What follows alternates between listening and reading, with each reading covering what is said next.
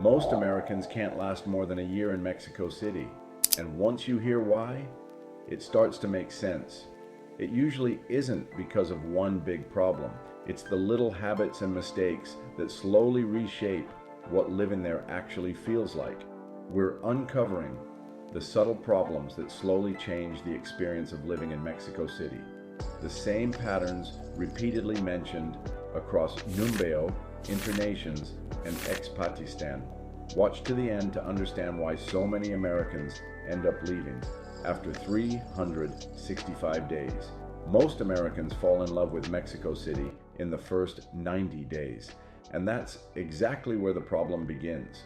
At first, everything feels cinematic. The streets are alive at all hours, the food tastes better than back home, and every neighborhood feels like a new discovery waiting to happen. For many Americans who move to Mexico City, the first few months feel less like real life and more like an extended vacation they somehow never have to leave. And that honeymoon stage can quietly become the biggest mistake.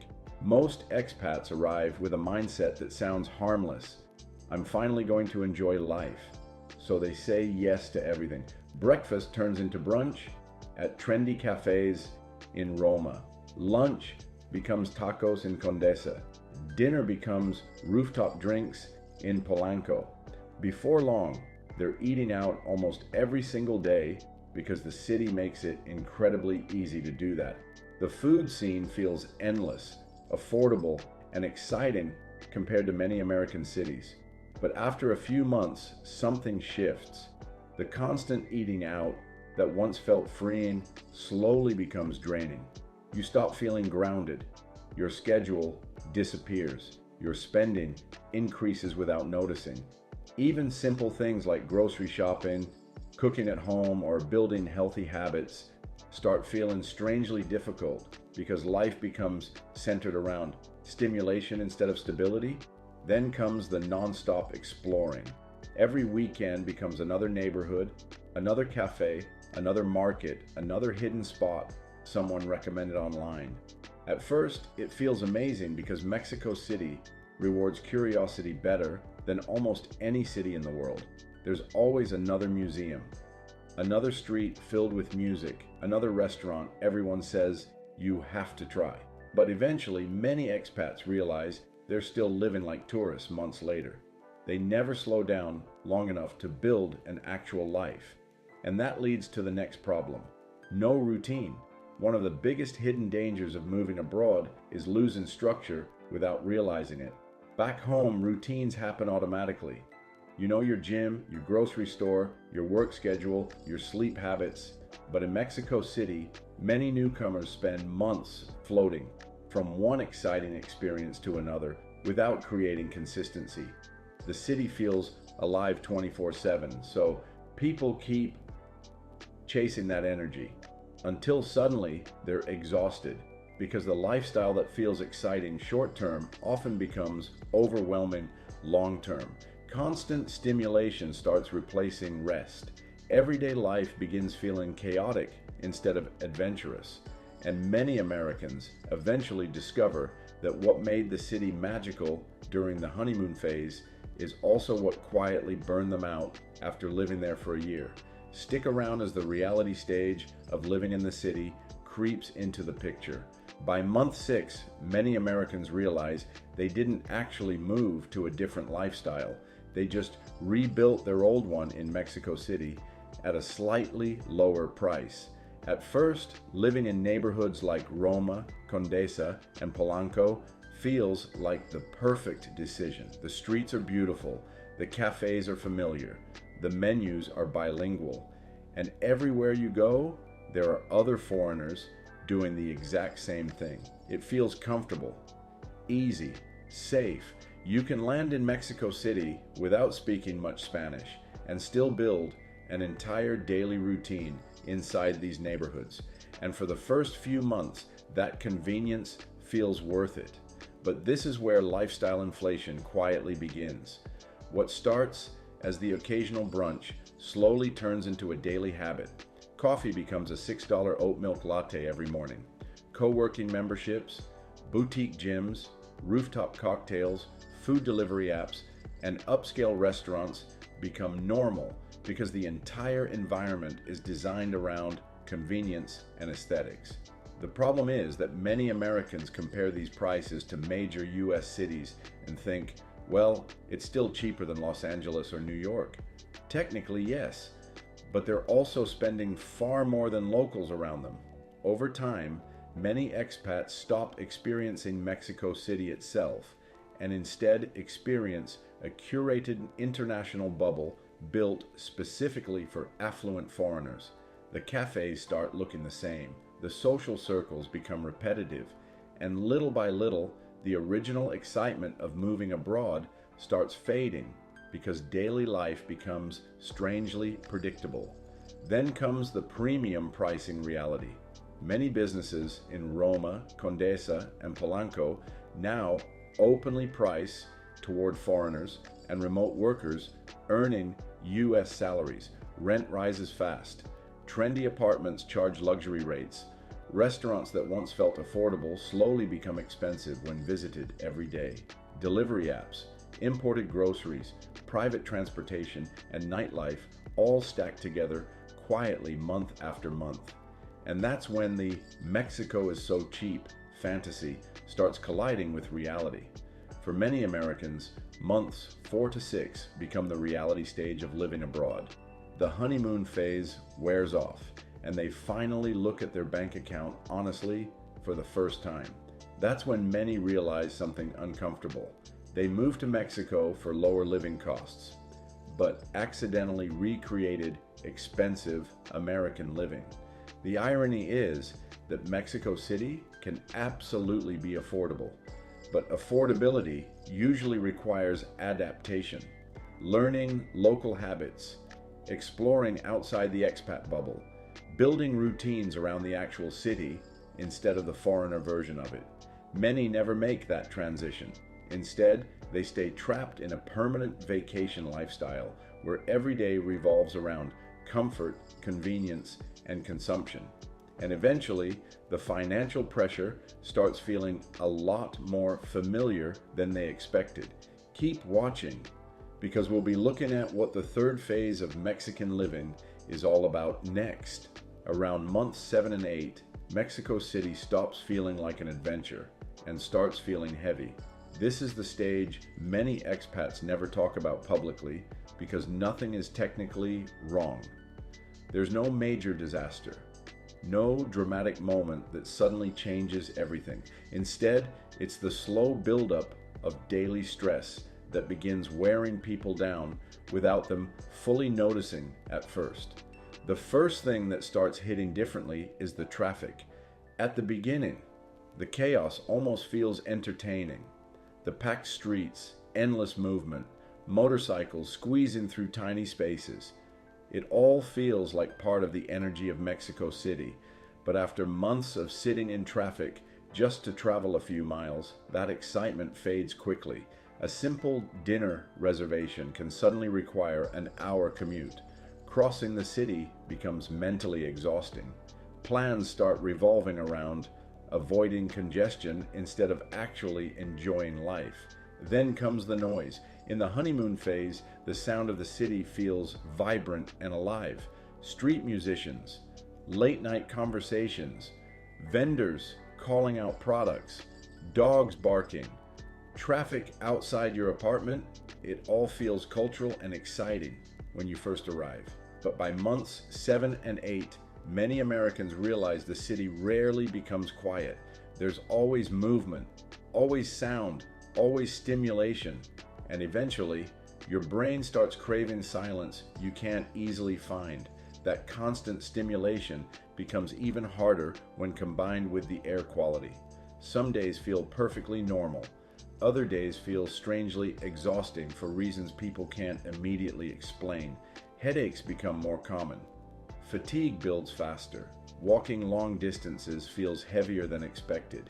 Many expats underestimate how much living in a massive high-altitude city affects energy levels over time, especially if they're constantly out exploring, socializing, and commuting without enough recovery. Then there are the crowds. At first, crowded streets and packed parks make the city feel exciting and full of life. But after several months, everyday tasks start requiring more mental energy.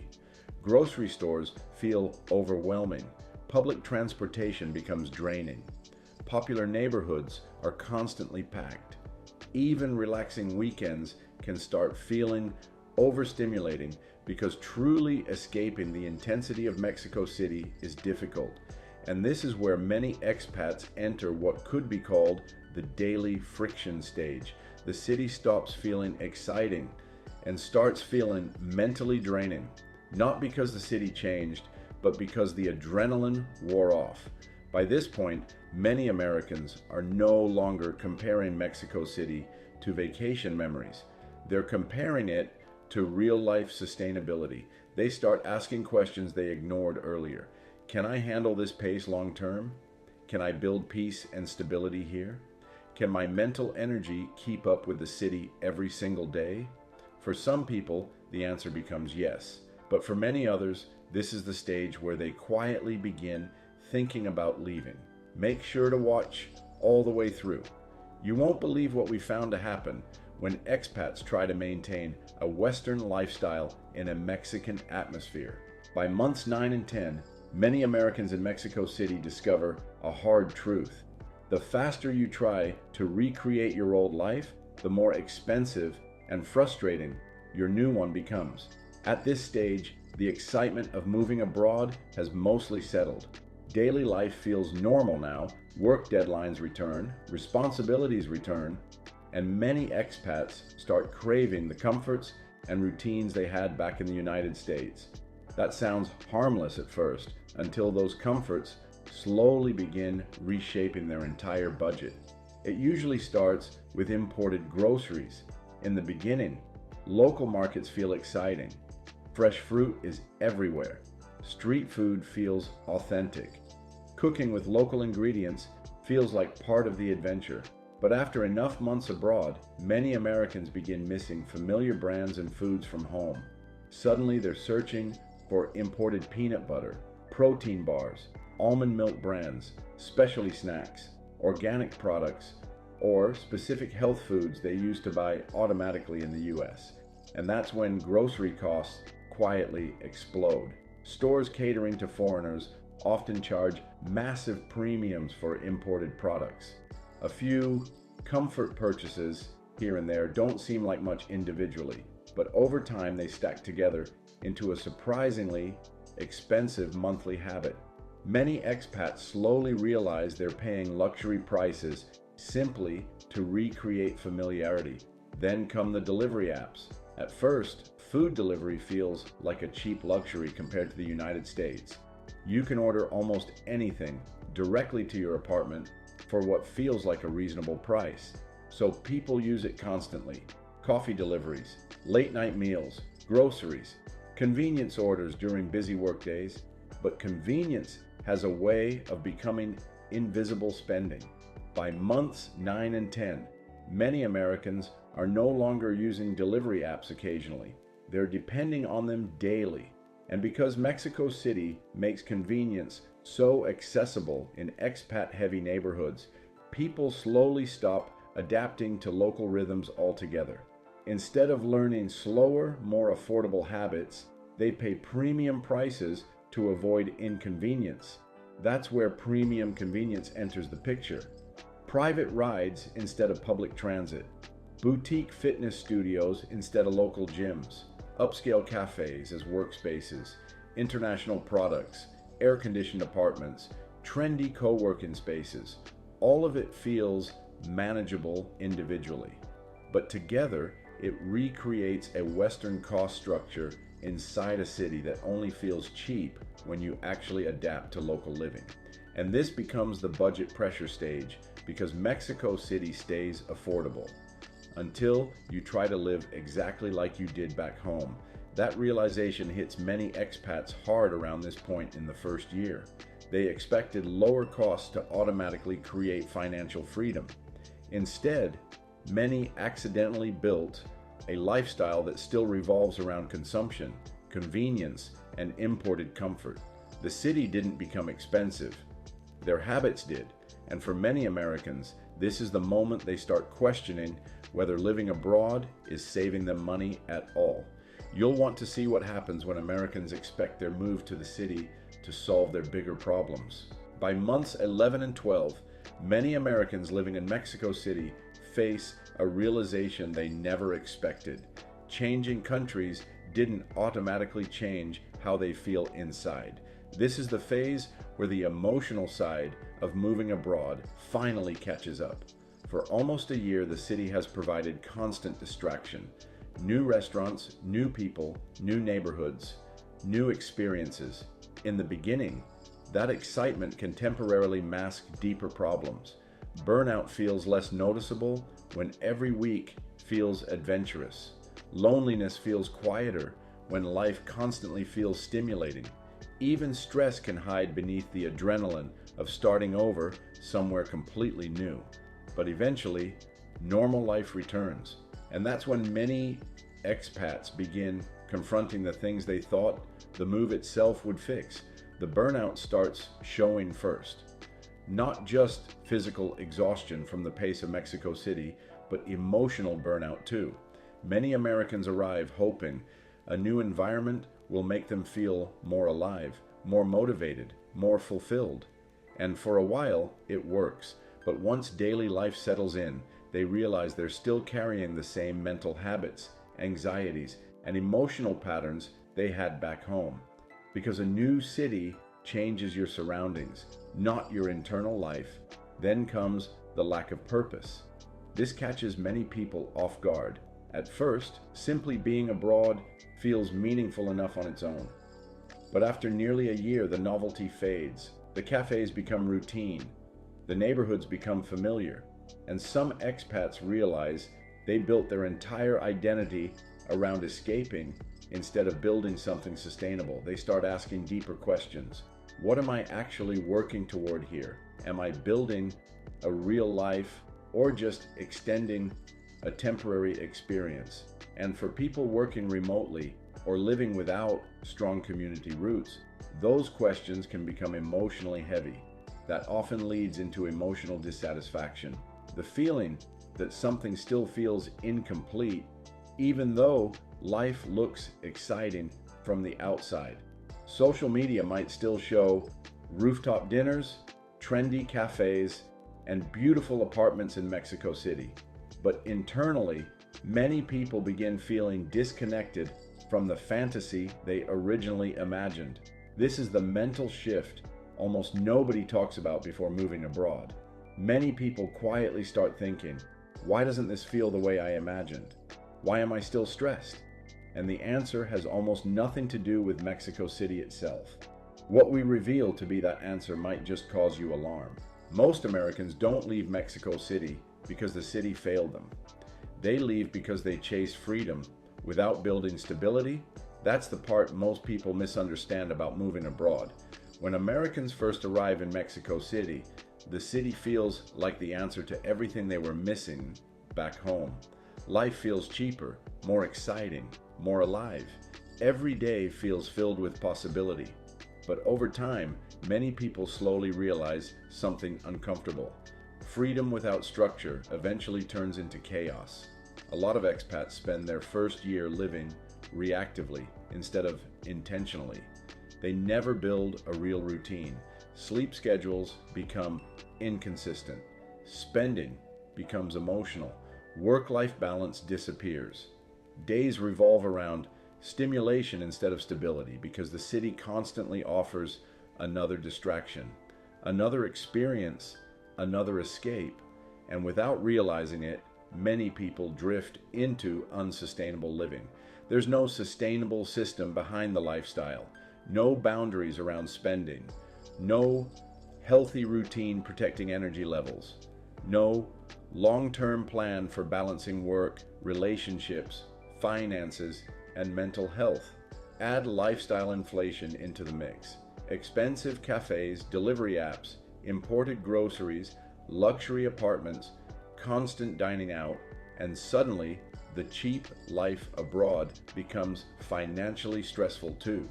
But underneath all of it is something even deeper: the emotional escape mindset. Many people move abroad hoping distance alone will solve burnout, unhappiness, loneliness, or lack of fulfillment. And for a few months, the excitement temporarily masks those feelings. But eventually, real life catches up again. Because living abroad doesn't automatically create a better life. It amplifies the way you already live. If you lack balance at home, you'll probably lack balance abroad too. If you overspend emotionally, you'll likely do it in another country. If you avoid building stability, the excitement of a new city eventually fades into exhaustion, no matter how beautiful the destination is. So how do people actually last long-term in Mexico City? It usually comes down to three simple rules. First, build routine immediately. Stability beats excitement long-term. The people who thrive abroad create structure early instead of chasing endless novelty. Second, design your lifestyle intentionally. Don't drift into expensive habits just because they feel affordable in the moment. Small daily choices determine whether the city feels freeing or financially stressful a year later. Third, adapt faster than you compare. Stop trying to recreate home in another country. The people who succeed abroad learn how to work with the culture instead of constantly measuring everything against where they came from. Because the people who succeed abroad aren't chasing paradise. They're building sustainable lives. And that's why Mexico City can absolutely become one of the best places in the world to live. But only if you avoid the mistakes that quietly push so many people out after the first year. There's a huge difference between visiting Mexico City and actually building a life there. Watch our other videos to dive deeper into the real experiences, challenges, and lessons of living abroad long term.